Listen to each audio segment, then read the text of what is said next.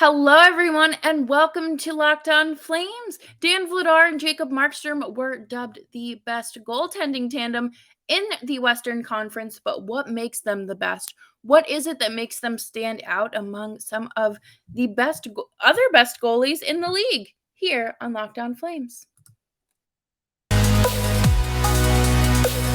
You're Locked On Flames, your daily podcast on the Calgary Flames. Part of the Locked On Podcast Network, your team every day.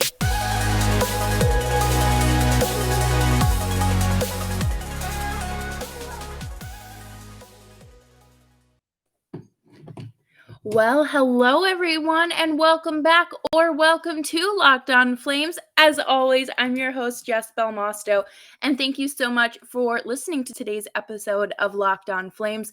Today, we are going to be talking about goaltending, and if there's anything to know about me, if you're new here, I love goalies. I love talking about goaltending, and I love talking about this goaltending tandem. But before we talk about that, make sure you are subscribed to Locked On Flames so you are never missing an episode, especially as today marks 2 weeks until the home opener against the Colorado Avalanche. That is going to be so much fun. I'm so excited for it, and you should be too. But let's jump right into this so we can talk about some other exciting things. Am I right?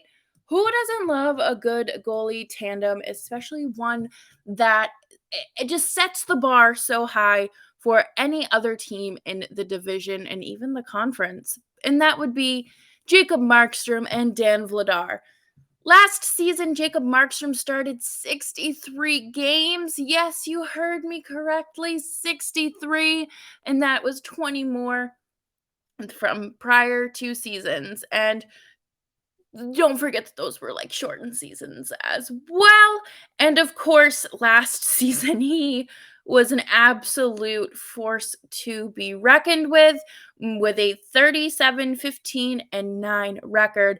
But he also had 9 shutouts, a 9.22 save percentage, which was a career best since 2011, where he had a 9.23. And I absolutely just love to see those numbers climb back up again and for him to find himself and get into a good rhythm, especially with a solid Flames defense. And last year, he finished the season with a 2.22 goals against average. He just twos. There's lots of twos in here. So 2 is a Jacob Markstrom number. And he finished second behind Igor Shesterkin for the Vezina Trophy. But it was not all pancakes and gravy. Is that what they say? Like, it's not all sunshine and rainbows. That's pancakes and gravy. What on earth am I talking about? But he did fall apart in the playoffs and just crumbled. It was bad. He finished the postseason with a 901 save percentage and a 295 goals against average. This series against the Stars was one of like the best goaltending matchups I'd seen in a really long time. And I loved watching Jake Ottinger and Jacob Markstrom go at it. I thought that they were both so talented.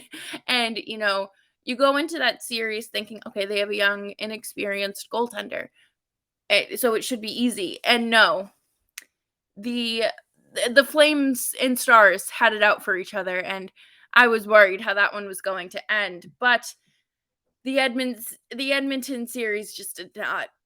It was ugly. It was real bad. After that first game, even during the first game, I feel like the series from the start was just destined for chaos. It was like another 9-6 win or something like that for the Flames, but Jacob Markstrom just could not get out of his own way.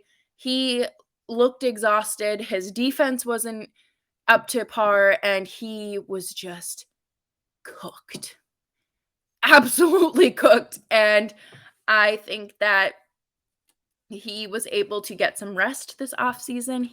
Him and his partner, Amanda, are expecting their first child, which is so exciting. I love when we get to meet new baby Flames. I think that it's so cute. But on to his partner in crime, Dan Vladar, who the Flames acquired from the Boston Bruins last year after the team had traded David Riddick at the deadline the year prior and then acquired Dan Vladar.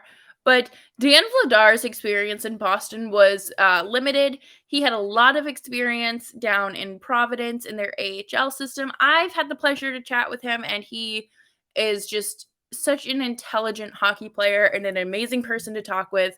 But there just wasn't any more room for him there. So the Bruins and Flames worked out a trade. And Vladar has found himself with some great experience here in Calgary. He even said recently he's very grateful for the Flames giving him a chance and, giving him something to work with and work for. And last season he had he made 23 starts, and he finished the record with finished with a record of 13-6-2 with a 906 save percentage and a 275 goals against average. I think that that's pretty solid for a backup. I think that his stats were skewed a little bit because he did have those 3 games against Tampa, Florida, and Carolina, which was just horrible and not a great way to kick off the new year. And they were very high scoring games and not ones that anyone looks back on fondly. But I will say he is a very solid and consistent backup for the Flames, and the Flames should be very grateful to have that, especially as they go into this season and hopefully give Markstrom some more rest. And coming up next, we are going to talk about why it is their year again and why they are only getting stronger. But first, let's talk about our friends at BetOnline. BetOnline has all of the latest odds, news, and scores for your favorite sports. They are a great source for placing all of your bets and listening to sports podcasts. And like I said, staying up to date on all of your favorite teams with news and scores. And of course, it is Thursday, so there is some Thursday night football action going on tonight between the Cincinnati Bengals and the Miami Dolphins. That will be a very good matchup. And I will place some money on Joe Burrow because I do love me some Joe Shiesty from Cleveland. Not Cleveland, Cincinnati. Same state, right? They're the same thing. But yes, so head on over to betonline.net to check out the latest action and all of your betting needs. Bet online, where the game starts. As always, thank you so much for tuning in to Locked On Flames. It's greatly appreciated that you're joining me here for my 4th season as the host, and you absolutely love to see it. I think, no. I know that the Flames defense only got stronger over the summer. And when you have strong defensemen, you're going to have stronger goaltending because your goalie isn't going to have to work as hard. Yeah, they still have to work hard and all that, but it's a lot easier. The Flames D-Corps are a very good group of communicators as well. They have great chemistry. I think that what's great is that they all lift each other up and push each other to the next level in some way. With Oliver Shillington being gone, it does leave a little bit more room for a player to get some time in the NHL and, of course, develop some more. And I think the Flames have one of the best D-Corps in the league. So for a young guy to come in like a Connor Mackey to come in and, get some time under his wing, under his belt, and start learning more from this group, like there is not a better group out there to learn from. And of course, there is enough talent there there's enough jamming enough of a log jam that if the Flames has to fill any holes due to injuries, they've got plenty of options there. And like I mentioned, they are a cohesive group that knows how to communicate, that knows they know their goalies, and they know what it takes from each other. Like they play on each other's strengths and weaknesses, and that's what I think makes the decor so good. And I am honestly so excited to see what Mackenzie Weegar brings to this group. I think that he is going to bring a heck of a lot of talent, obviously, and a healthy Chris Tanev back is going to be great. Rasmus Anderson, I'm telling you right now, is going to have a fantastic season. Noah Hannafin, same with him. Hopefully, Oliver Shillington comes back and everything's okay enough for him to come back. And Nikita Zadorov, which I mentioned in last episode, he is taking strides to fill some bigger roles in the organization, which is a huge responsibility. And I think having a more mature and well-rounded group this year will take the weight off of Markstrom massively. I think that he will not have to start as many games, which will be great. And of course, you are going to look to your defense to, be clearing the puck more, to be limiting those high danger chances, and to really, you want your team to be in the other person, in the other team's zone. You want them to be generating the scoring chances and not your opponent. So, of course, I really would like to see Markstrom get a little bit more rest this season. I think that Vladar has been proving himself and his growth as a goaltender as well as to why he should be starting more games and why he should be getting more ice time was last year. Maybe, I don't want to say a fluke, but it was his first season in the NHL. There was no way he was going to go out there and start 30 games. It was just not in the cards. But I think this year they could work him up to 25 starts or 25 appearances, and to let Markstrom rest. And that's what we're going to talk about that a little bit later, but when you have like all cylinders firing, you're going to have good goaltending too. And I think what needs to happen in order for Vladar to get better, you need to have him out experiencing things. It's like teachers, coaches, your parents they don't say practice makes perfect for no reason. Now, do I think anybody's perfect? No, I don't. But it's a very realistic possibility for Vladar to have better opportunities and better quality starts if he's seeing more ice time. Why would you not give him more ice time again, especially against teams like Arizona, the Devils, the Blackhawks, who are the Sharks, like especially late in the season when there aren't necessarily like nothing's on the line. Like at this point, if those teams are out of contention, you've pretty much secured a playoff spot. You don't have to worry about the points as heavily as you did like a few weeks before.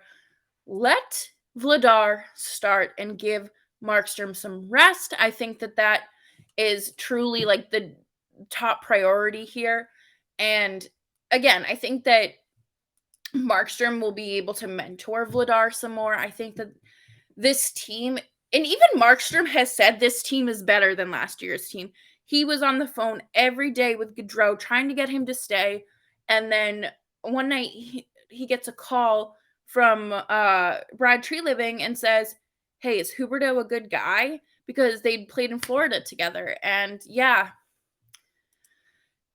that happened. And I do think that there will be obvious bumps in the road. These things just happen. There are some nights where you're just going to get beat up on. It's probably going to be by a team like the San Jose Sharks because they've apparently just destroyed they've taken a real liking to destroying the Flames, and I'm not having any of it. But you know, this is a good group, and you can't get too comfortable there, but you have to realize that there's something special right in front of you and let it run its course, but push them to be better than they have been in the past. Coming up next, we're going to talk about what needs to happen because there are a few things that need to happen here, and I don't know if Daryl Sutter is going to like my suggestions. Thank you again for tuning in to Locked On Flames. Make sure that you are subscribed to Locked On Flames and be sure to follow me on Twitter at Jess Belmosto. So, we talked about Markstrom needing to rest. That is number one, priority number one, written in red marker, underlined, bolded, like circled.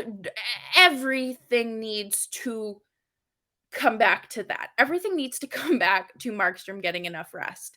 And there's no reason why he shouldn't be getting rest. And, if you want him to be playing like he did against Edmonton, probably in the first round this year, you're going to have to, just don't change the blueprint. Don't change, your little cheat sheet. I think that Markstrom is going to need at least 5 to 10 less games than he saw last year.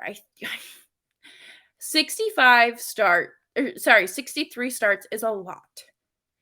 It's a lot. And there were plenty of games in March and April where we were just kind of sitting there and saying, why is he starting against the Coyotes? The division has been clinched. It is time for him to rest. There's no reason for it. And I could say this until I'm blue in the face. Daryl Sutter rides his goaltenders into the ground.